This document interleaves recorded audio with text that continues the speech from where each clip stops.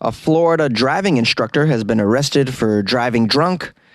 A Florida woman was excused from jury duty for having a sugar daddy. A Florida man beat his roommate over what a mosquito looks like. And a Florida woman used a cat to batter her girlfriend. These are the weird stories for Friday on Weird AF News. And they're all out of the state of Florida because on Friday on Weird AF News, we only do weird news from Florida, our favorite place. Florida Fridays on Weird AF News. Thanks for joining me for that. I'm your host, Jonesy. Let's get into it.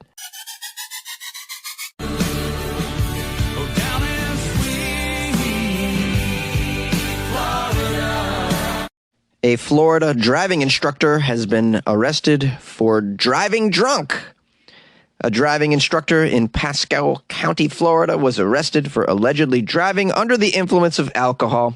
According to the Florida Highway Patrol, Floridaman Gregory Sorensen, age 54, and also a quality driving instructor. Clearly, Gregory was pulled over driving on US 19 in a vehicle used to teach student drivers. It was one of those student driver vehicles. I love it. That's great. He took out the student driver vehicle. He got wasted, drove it around. It's a perfect vehicle to drive drunk. People might not even know that you're a drunk driver. They just may assume you're a student driver. Because student drivers aren't so great, you know? They sometimes drive too slow. They sometimes drive too fast. They frequently veer from lane to lane without using their directional. They do all the drunk driving things, but they're not drunk. They're students. So it's the perfect cover-up if you're driving around drunk. People might just say, oh, that's just a student. Just what can you do? Let's just stay out of the way of that student. Meanwhile, it's a wasted Florida man who's also a driving instructor. I love it. The Florida Highway Patrol say that they pulled Florida man Sorensen over at 11:40 p.m. Well, that's a little too late for student drivers to be on the road, so not a very good cover-up plan. You got to drive drunk during the day in the student driver car in order to get away with it, because student drivers aren't allowed on the road past a certain time in general.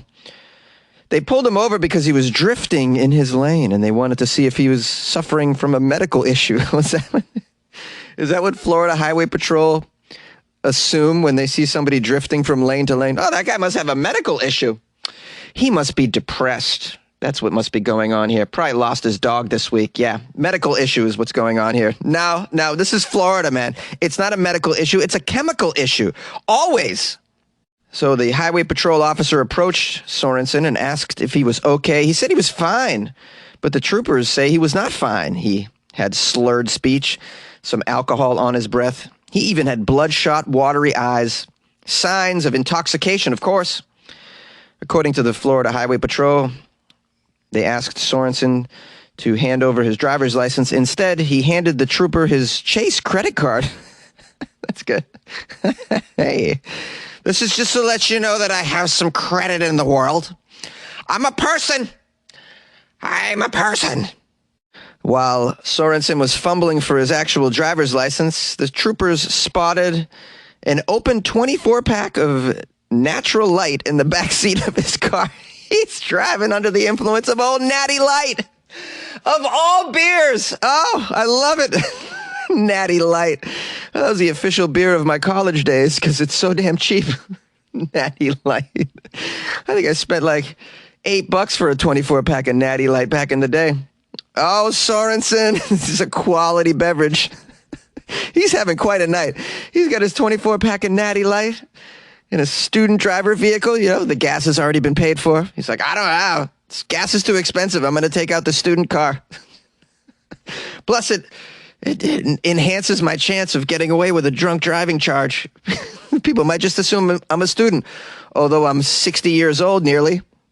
Now, it doesn't say in the article, but I'm wondering if Sorensen didn't try to get away with being a student from the get-go anyways. Just yeah, I'm a student. That's why I'm driving like this. I'm a student. Yeah, there's Natty Light in the backseat. I'm a student. I didn't know you couldn't drive around with Natty Light in your backseat. I'm new to the game here. I'm new to the game.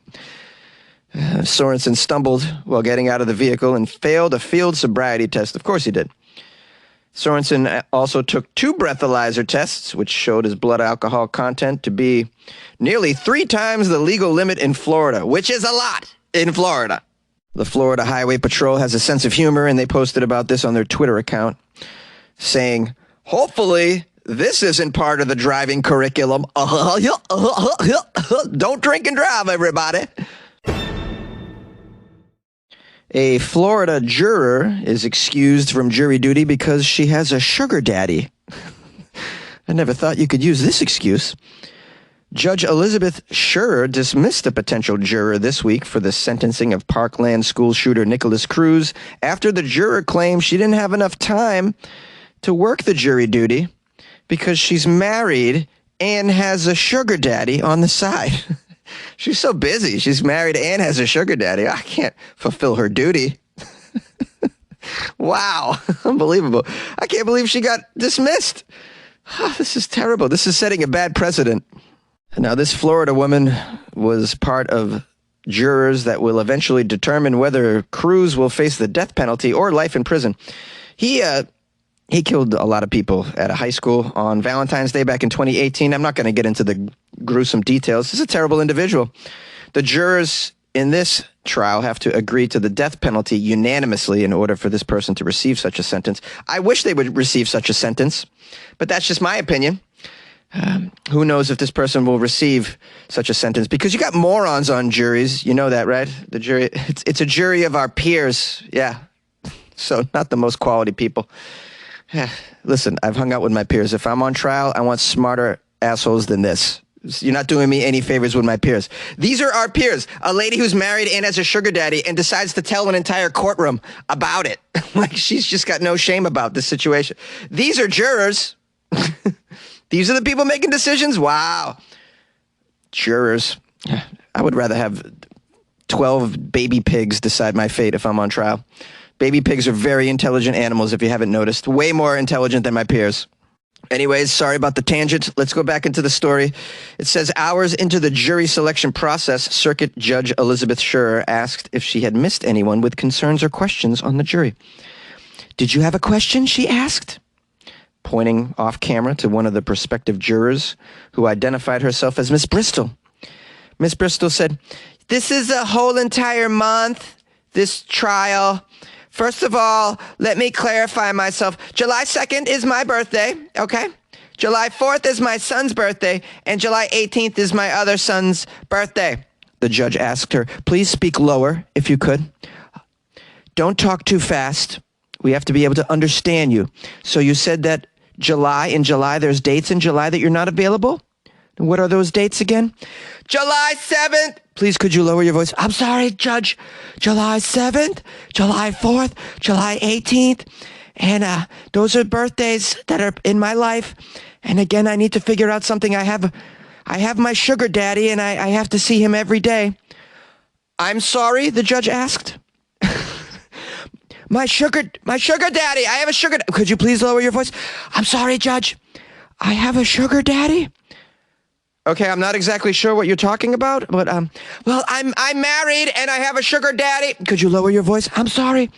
I'm married, but I also have a sugar daddy because life is good for me. I see my sugar daddy every day. Okay, all right, ma'am, we'll come back to you. Okay, thank you very much. Oh, poor judge. Judges in Florida. How do you deal with morons on a daily basis and still go about your life? I don't know how you do it. This lady Bristol wasn't the only prospective juror to be asked to be dismissed. Oh, what did the other person say? I can't. Well, it's 4th of July during that time, and I'm really into fireworks. Okay, you can go. Wow. Just letting people leave for stupid reasons. You have birthdays. So what?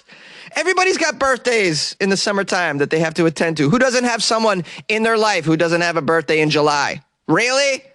I didn't know it was that easy to get out of jury duty in Florida. Unbelievable. I mean, people try hard to get out of jury duty, if you don't know. I once saw someone walk in with a t-shirt that said, here for the orgy. I was like, whoa, this dude's really trying to get out of jury duty. He's just trying to send a very strong message that day. Like, if you're looking for justice today, I can't really contribute to that. I'm sorry. Although I am very good in a group. I was the foreman of my last orgy, as a matter of fact. And we all switch places when I ring the bell. Ding-a-ling-a-ling-a-ling-a-ling. A Florida man beat his roommate with a stick over what a mosquito looks like. The Florida police arrested Scott Brady for allegedly beating his roommate with a stick after they argued about what a mosquito looks like. Obviously, they live in a world without Google or a smartphone, because you could just kind of look yourself and find out what a mosquito looks like.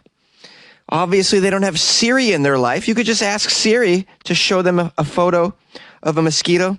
Or you're in Florida, you could just, I don't know, walk outside and look at mosquitoes. They're everywhere. There's so many of them in Florida. Another reason why I don't know why people live there. It's just too many mosquitoes. Eaten alive is the theme in Florida, whether it's a gator, a python, or mosquitoes. Mosquitoes will do it. You don't need a giant reptile. It can be hordes of mosquitoes. They'll destroy you in Florida. The two of these people, these idiots, they lived together for 2 months. Well, I guess they ran out of things to talk about. They're just like, my guess is there's drugs involved as well. Just talking about, hey, man, you ever seen like a mosquito? What are you talking about, man? I saw a mosquito.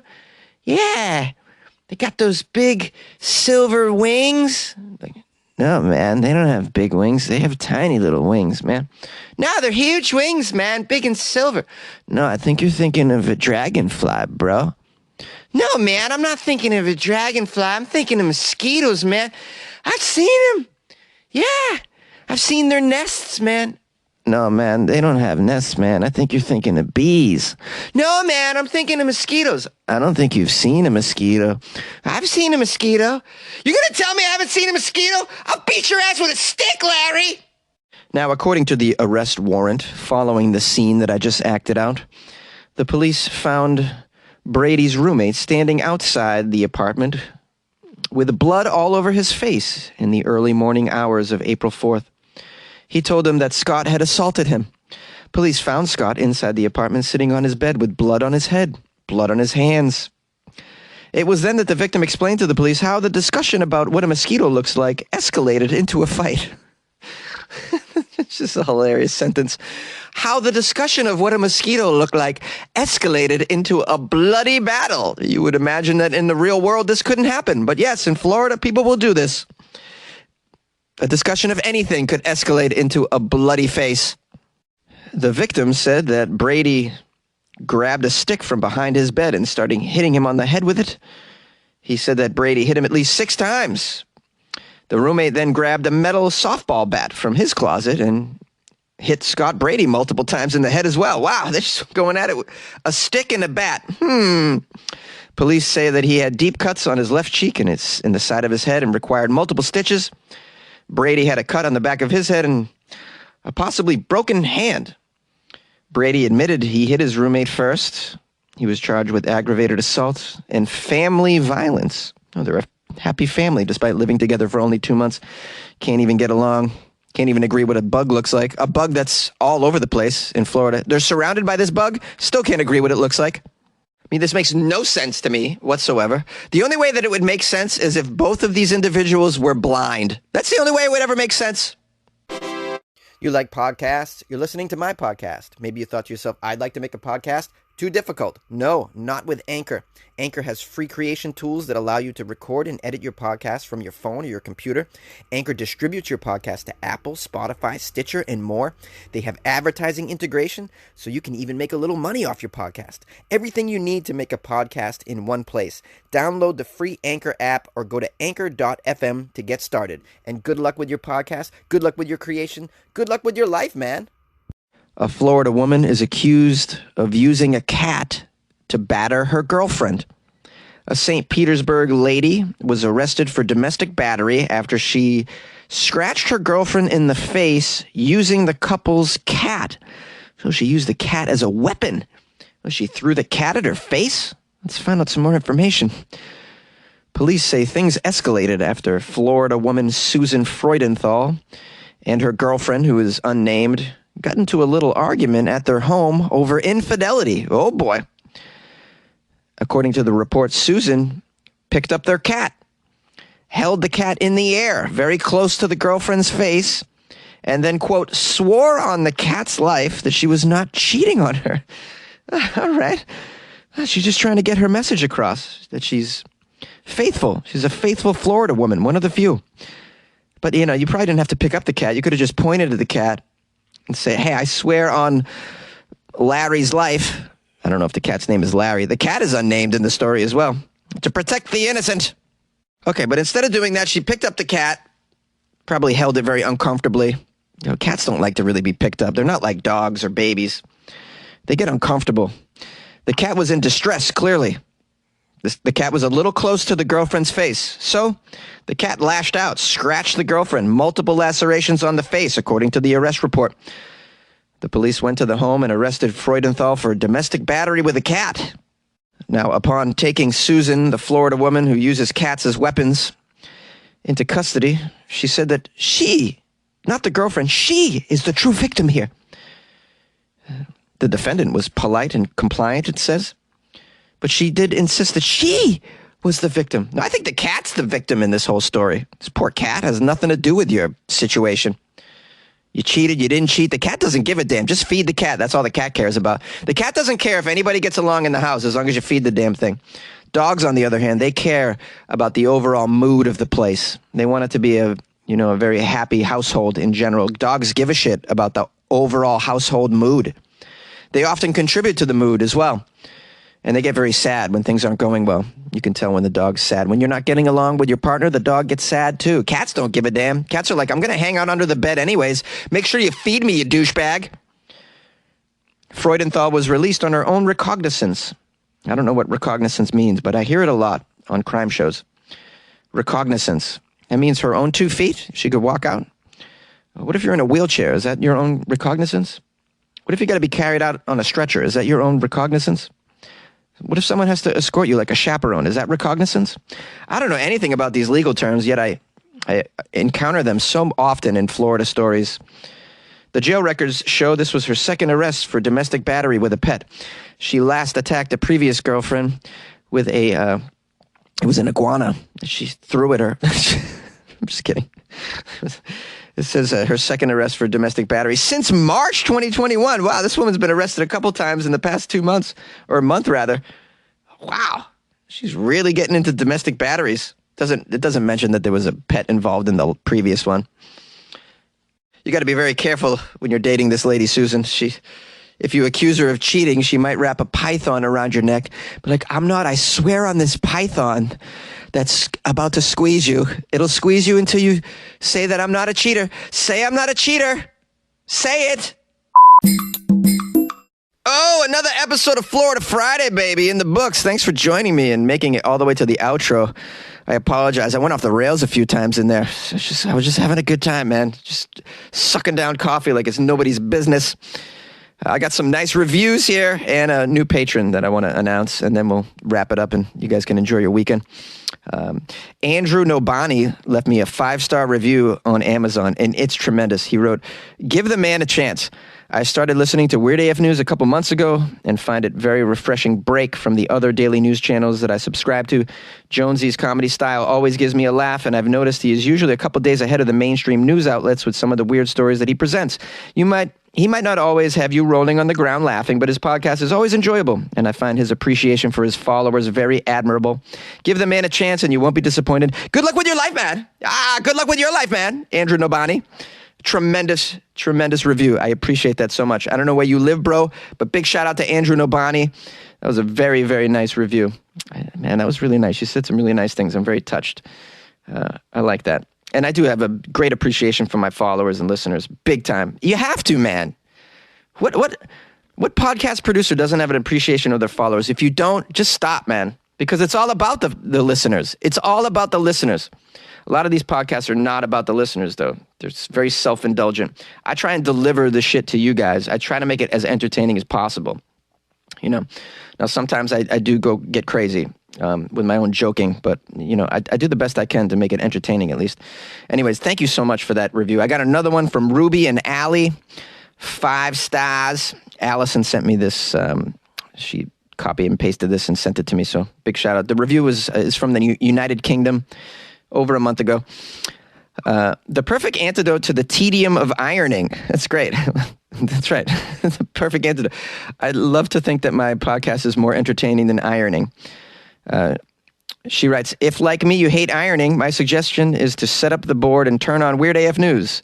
The worst of chores becomes a daily oasis of hilarious delights in the company of Jonesy as he regales the listener with 3 hand-picked articles of the most deranged, subversive, and bizarre news from around the globe and mostly Florida. If your idea of fun is listening to an American fail at all accents apart from his own, you're going to love this dude earnestly attempting an array of world... Hold on, next page. An array of world dialects. All the British ones sound Cockney/Australian, and anything European comes out generic Bond villain. That's so true. My accents are terrible, I'll be the first to admit. It's a lot of fun to try, though, right? It's fun to try accents, right, in life. Back to the review. Many's the shirt I have scorched beyond repair, as fits of laughter have veiled my eyes with tears and endured me incapable. For the price of a paper cup of coffee, he will etch your name forever on the side of his closet. I kind of dig wardrobe thing. A kind of big wardrobe thing where he lives and works. From the frequent allusions to soft drug taking, I can only assume it's a kind of cosmos of kinks, wonders, and magic in there, populated by freaks of human and animal kind, much like the real Narnia. Not boasting, but he once serenaded me for what felt like an eternity, but was probably only a minute or so. Simply for subscribing to his Patreon. So the guy is super appreciative of his listeners as well. If only I could find that episode again, I would surely download his fine voice as my ringtone. A feast for the ears and black pudding for the soul. Reach out and give the American with the Welsh name a CWTCH. A CWTCH, what's that?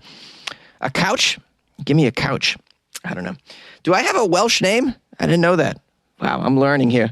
This was one of the most tremendous reviews I've ever got, just for the poetry of it. Like, unbelievable writer, clearly. Allison, wow, you got some skills. If I ever make enough money to hire some writers for the show, I'm calling you, Allison. And maybe you can help me with my bad accents. Although there's something endearing, as you say, about the bad accents. Maybe I'll just never improve on my accents. Although I really try to do a good accent. I really do. So horrible at it, but it's fun. We're having fun.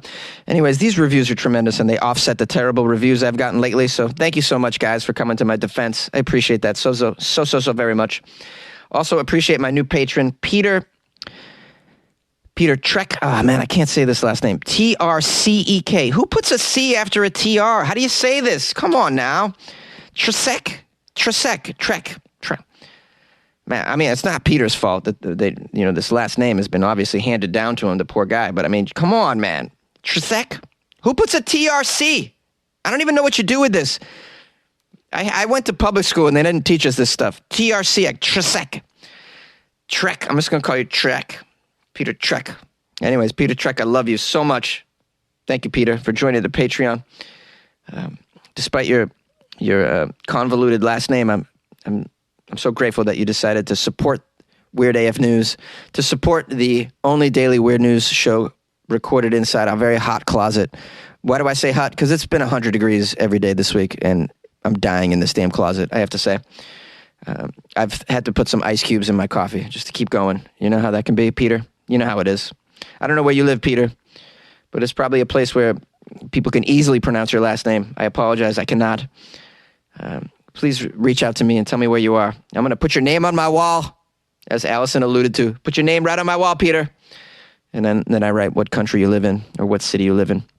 If you guys want to get on the wall, the Patreon wall, the wall of the recording studio, join the Patreon by going to patreon.com/weirdafnews or go to weirdafnews.com. Click on the Patreon banner. Now, I apologize. This is a very long outro. I just had a lot of due diligence there and thanks and praise to give out. I hope you're having a lovely weekend, or you had one, or you're about to have one. I love you so much. I'm so grateful for you. Thank you for being with me. We'll see you next week. We're out. Jonesy.